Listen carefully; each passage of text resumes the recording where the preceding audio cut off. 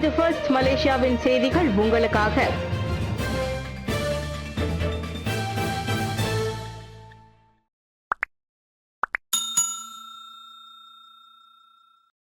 இஸ்ரேலை நான் அங்கீகரித்தேனா, மக்களை முட்டாளாக்காதீர் என பிரதமர் அன்வார் காட்டம். இஸ்ரேலை தாம் அங்கீகரித்ததாக பொய் பிரச்சாரம் செய்வோரை பிரதமர் டத்தோஸ்ரீ அன்வார் இப்ராஹிம் கடுமையாக சாடியுள்ளார். மக்களை முட்டாளாக்கும் ஒரு பொறுப்பற்ற செயல் அதுவென வருணித்த பிரதமர், சமயம் என்ற போர்வையில் இப்படித்தான் உண்மையை புறம்பாக பேசுவீர்களா என சம்பந்தப்பட்டோரை பார்த்து கேட்டார். அபெக் நாடுகளின் உச்சநிலை மாநாட்டில் பங்கேற்க சென்றுள்ள அன்வார் அங்கு மலேசிய செய்தியாளர்களிடம் அவ்வாறு கூறினார். வெளிநாட்டு தொலைக்காட்சியுடனான நேர்காணலில் இஸ்ரேலை அன்வார் அங்கீகரித்ததாக முன்னதாக பேச்சு கிளம்பியது. அதை தெளிவுபடுத்திய பிரதமர், இஸ்ரேல் என ஒன்று இருப்பதை ஒப்புக்கொள்கிறேன் என கூறினேனே தவிர அதனை அங்கீகரிப்பதாக கூறவில்லை என்றார். அப்பாவி பாலஸ்தீன மக்களை கொன்று குவிக்கும் ஒரு அரசாங்கத்தை எப்படி அங்கீகரிக்க முடியும்? அண்மையில் கூட ஐநா அமைப்பில் இருந்தே இஸ்ரேலை நீக்க வேண்டும் என தாம் வலியுறுத்தியதை பிரதமர் சுட்டிக்காட்டினார். பொருளாதார ஒத்துழைப்பு மாநாடான அபெக்கில் கூட மலேசியா பாகிஸ்தான் விவகாரத்தை எழுப்பியுள்ளது. இல்லாத பங்கு விற்பனை முதலீட்டை நம்பி 5.2 மில்லியன் ரிங்கிட்டை பறிகொடுத்து நிற்கும் குவாலதெரங்கானுவை சேர்ந்த 67 வயது வர்த்தகர். குவாலதெரங்கானுவை சேர்ந்த 67 வயது வர்த்தகர் இல்லாத ஒரு முதலீட்டு திட்டத்தை நம்பி 5.2 மில்லியன் ரிங்கிட்டை பறிகொடுத்துள்ளார். சீனாவில் பங்கு விற்பனை முதலீடு என்ற பெயரில் செப்டம்பரில் முகநூல் விளம்பரத்தை பார்த்து அவர் கவரப்பட்டுள்ளார். அதில் முதலீடு செய்தால் குறுகிய காலத்திலேயே அதிக லாபம் பார்க்கலாம் என அவரிடம் ஆசை வார்த்தை கூறப்பட்டது. ஆர்வ மிகுதியில் ஒரு செயலியை பதிவிறக்கம் செய்து முதலீட்டில் பதிந்து 30,000 ரிங்கிட்டையும் அவர் மாற்றிவிட்டுள்ளார். அதற்கான லாபம் உயர்ந்து வருவதை அச்செயலி வாயிலாக கண்டு மகிழ்ந்த அம்முதியவர் அடுத்தடுத்து 50,000 ரிங்கிட்டையும் 20,000 ரிங்கிட்டையும் முதலீடு செய்தார். தொடக்கத்தில் லாப தொகையை அவர் வெற்றிகரமாக எடுக்கவும் செய்துள்ளார். சுளையாக 89,800 ரிங்கிட் பணம் கிடைத்ததால் அம்முதலீட்டு திட்டம் மீதான அவரின் நம்பிக்கை மேலும் அதிகரித்தது. இந்நிலையில் 2,40,000 ரிங்கிட்டை மீண்டும் பங்கு முதலீட்டில் போட்டுள்ளார். ஆனால் இனி லாப தொகையை மீட்க வேண்டும் என்றால் மேலும் பணம் கட்ட வேண்டும் என ஏதேதோ காரணங்கள் சொல்லப்பட்டது.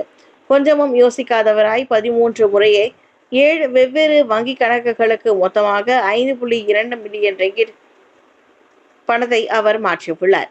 அதன் பிறகே தாம் ஏமாற்றப்பட்டிருக்கலாம் என சந்தேகம் எழுந்து அவர் போலீசில் புகார் செய்தார். அரசியல் நிலைத்தன்மையை கட்டிக்காக்கும் தூண் தேசிய முன்னணிக்கு பினாங்கு அமைச்சர் புகழாரம். பினாங்கு தண்ணீர்மலை ஆலயத்திற்கு வருகின்ற வயதானவர்களின் நலன் கருதி அங்கு மின்தூக்கி வசதி அமைக்கப்பட வேண்டும் என்ற பினாங்கு மாநில இந்து அறப்பணி மன்றத்தின் பரிந்துரையை ஏற்று மாநில அரசாங்கம் அத்திட்டத்தை சீர்தூக்கி பார்த்து அதனை செய்து தர வேண்டும் என பினாங்கு மாய்க தலைவர் டத்தோ ஜே தினகரன் கோரிக்கை விடுத்துள்ளார். இத்திட்டம் அங்கீகரிக்கப்பட்டால் மாய்கா தேசிய தலைவர் தான் ஸ்ரீ விக்னேஸ்வரன் இதற்கு முழு ஒத்துழைப்பு வழங்குவார் என நேற்றிரவு நடைபெற்ற பினாங்கு மாய்காவின் தீபாவளி திறந்த இல்ல உபசரிப்பில் உரையாற்றிய போது தினகரன் இவ்வாறு குறிப்பிட்டார். இதனிடையே இந்நிகழ்வில் கலந்து கொண்ட பினாங்கு முதலமைச்சர் சவுகான்யோ கடந்த 2 ஆண்டுகளாக மத்திய அரசாங்க அளவிலும் மாநில அளவிலும் அரசியல் நிலைத்தன்மையை உறுதி செய்வதில் தேசிய முன்னணி முக்கிய தூணாக விளங்கி வருவதாக புகழாரம் சூட்டினார். மாய்கா உள்ளிட்ட தேசிய முன்னணியின் உறுப்பு கட்சிகளுக்கும் அதில் பெரும் பங்கு உண்டு. பெர்ஜத் கட்சியின் சயாப் பெர்சகத்து பிரிவுக்கு முதுகெலும்பாக விளங்கும் இந்தியர்கள் டத்தோஸ்ரீ சஞ்சீவன் பெருமிதம். பெர்ஜத் கட்சியின் பூமி புத்ரா அல்லாத உறுப்பினர்களுக்கான சயாப் பெர்சகுட்டு பிரிவுக்கு இளையோரிடம் இருந்து அதிக வரவேற்பு கிடைத்து வருகிறது. எதிர்கட்சியாக இருந்தாலும் மக்களுக்கான அதன் போராட்டத்தில் ஈர்க்கப்பட்டு ஏராளமானோர் அதில் உறுப்பினர்களாகி வருவதாக செலாயாங் பெர்சகுத்து தலைவர் ஆர் ரெஜின்குமார் தெரிவித்தார். மலாய்க்காரர் அல்லாதோருக்கு கட்சிகள் உரிய அங்கீகாரம் வழங்கப்பட்டு வருவதாகவும் அவர் சொன்னார். இவ்வேளையில் எதிர்கட்சியாக இருந்த போது கொடுத்த பல வாக்குறுதிகளை நடப்பு அரசாங்கம் நிறைவேற்றவில்லை.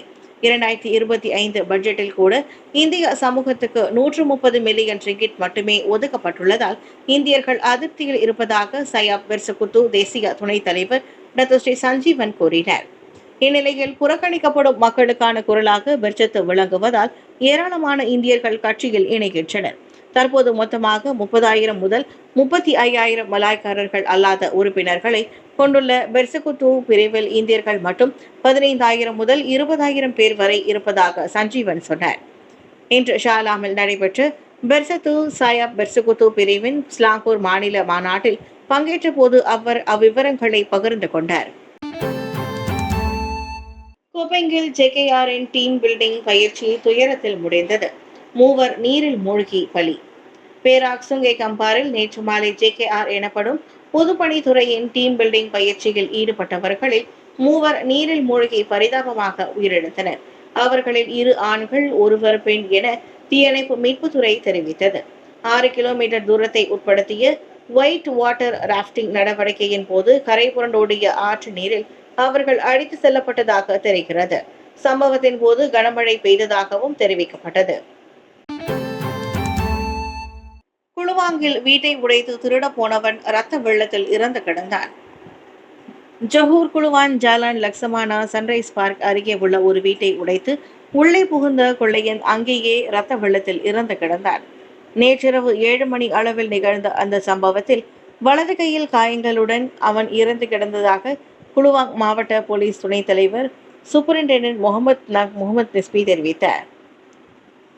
இரும்பு வேலியிலிருந்து வீட்டினுள்ளே குதிக்கும் பொழுது காயம் ஏற்பட்டதா அல்லது பொதுமக்களும் போலீசும் ஓடி வருவது தெரிந்து ஓட முயன்ற போது காயமடைந்து அவன் உயிரிழந்தானா என்பது விசாரிக்கப்படுகிறது.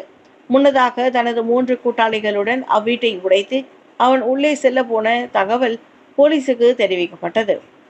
சரியான நேரத்தில் வந்து சேர்ந்த போலீசார் இருவரையும் கையும் களவுமாக பிடித்தனர். தப்பியோடிய 39 வயது போலீசார் கொள்ளையனை தீவிரமாக தேடி வருகின்றனர். பேராக்கில் போதைப்பொருள் வைத்திருந்த 4 உயர்கல்விக்கூட மாணவர்கள் கைது. பேராக் ஸ்ரீ இஸ்கந்தாரில் போதைப்பொருள் நடவடிக்கையில் ஈடுபட்டதன் பேரில் 2 பெண்கள் உட்பட 4 உயர்கல்விக்கூட மாணவர்கள் கைதாகியுள்ளனர். பொதுமக்கள் கொடுத்த தகவலின் அடிப்படையில் 20 முதல் 22 வயதிலான அந்நால்வரும் டெரஸ் வீடொன்றில் நேற்று பிற்பகல் கைது செய்யப்பட்டனர். அவ்வீட்டிலிருந்து 2,500 ரிங்கிட் மதிப்பில் 2 கிலோகிராம் எடையிலான கஞ்சா வகை போதைப்பொருள் கைப்பற்றப்பட்டது. சொந்த உபயோகத்துக்கும் வெடிகள் விநியோகிப்பதற்காகவும் அது வைக்கப்பட்டிருந்ததாக பேராக் போலீஸ் கூறியது. 400 ரிங்கிட் ரொக்கம், மெர்சிடிஸ் பென்ஸ் C200 கார், ஒரு சங்கிலி ஆகியவையும் அவர்களிடம் இருந்து பறிமுதல் செய்யப்பட்டன.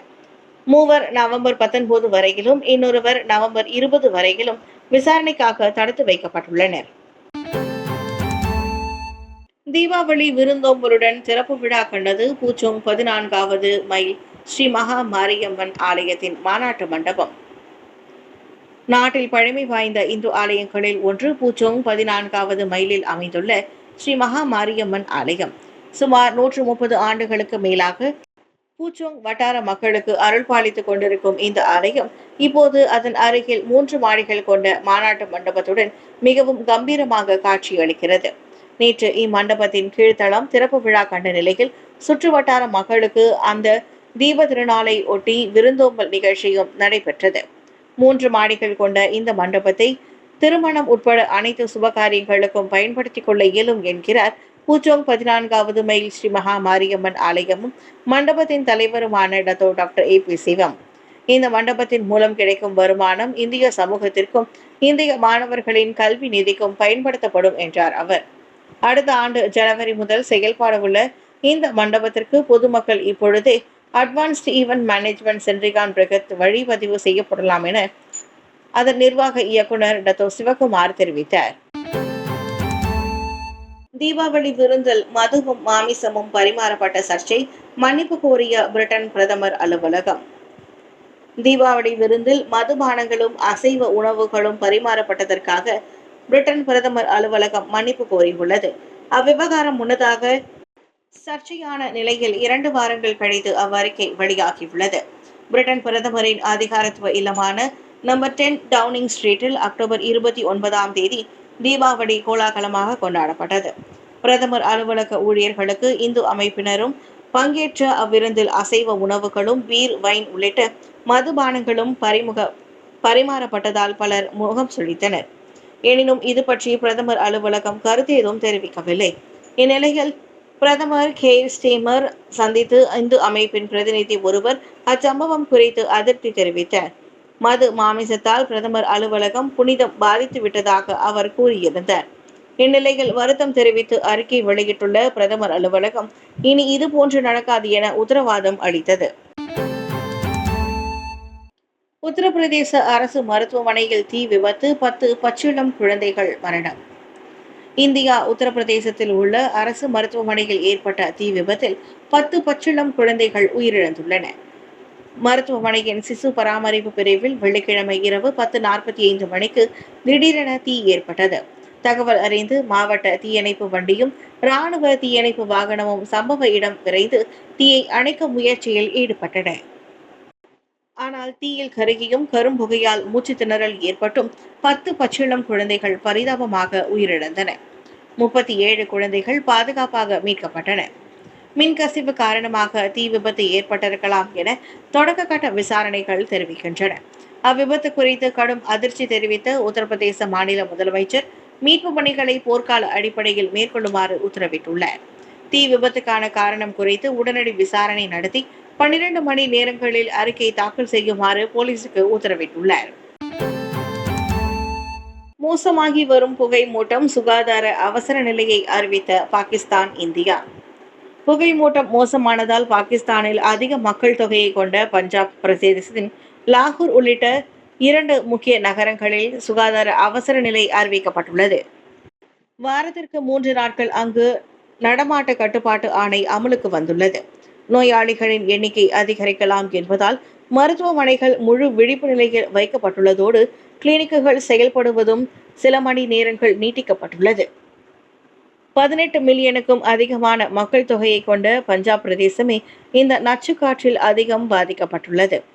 13 மில்லியன் பேர் வாழும் லாகூரில் காற்று தூய்மை கேட்டு குறியீடு அபாயகரமை அளவை தாண்டி இம்மாதம் முழுவதும் உலகின் மிகவும் தூய்மைக்கேடான நகரமாக விளங்குகிறது. மற்ற தெற்காசிய நகரங்களான இந்தியாவின் புதுடெல்லி, வங்காளதேசத்தின் டாக்கா ஆகியவற்றிலும் இதே புகை பிரச்சினை மோசமாகியுள்ளது. புதுடெல்லியில் அனைத்து ஆரம்ப பள்ளி மாணவர்களும் தற்போதைக்கு வீட்டிலிருந்தே படிக்குமாறு உத்தரவிடப்பட்டுள்ளது. மாநகரின் மைய பகுதியிலும் வெளியிலும் ஏறக்குறைய அனைத்து கட்டுமான திட்டங்களும் நிறுத்தி வைக்கப்பட்டுள்ளன. சாலை போக்குவரத்தும் கட்டுப்படுத்தப்பட்டுள்ளது.